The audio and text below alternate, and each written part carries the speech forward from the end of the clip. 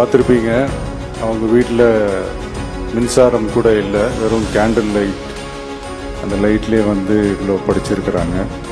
பொறியியல் பட்டப்படிப்பு படிக்க விரும்பிய ராஜேஸ்வரி பெருந்துறையில் உள்ள அரசு பயிற்சி மையத்தில் JEE நுழைவுத் தேர்வுக்கான பயிற்சியை பெற்று 417வது இடத்தை பிடித்து தேர்ச்சி பெற்றிருக்கிறார். அண்மையில் நடைபெற்ற கலந்தாய்வில் சென்னை IITயில் சேர்ந்து படிக்கும் வாய்ப்பையும் பெற்றிருக்கிறார் ராஜேஸ்வரி. மிகப்பெரிய ஒரு பெருமை. இந்த எல்லா பெருமையும் நம்மளுடைய நலத்துறையினுடைய அமைச்சர், நம்மளோட தமிழ்நாடு அரசு, அதுக்கப்புறம் நலத்துறையினுடைய செயலாளர், நலத்துறையினுடைய இயக்குனர் தான் இது போய் சேரும். அனில் அண்ணா, அரசு பண்ண உதவினால கஷ்டப்பட்டு படிச்சு ஜெயிச்ச பொண்ணை கூப்பிட்டு பாராட்டுறேன. அரசையும் குறை சொல்ற, அரசால படிச்சு வந்த பொண்ணை பாராட்டுற, ஏன் அப்படி நடிக்கிற? இப்ப தெரியுதானே இந்த அரசு மக்களுக்கு எவ்வளவு நல்லது பண்றதுன்னு.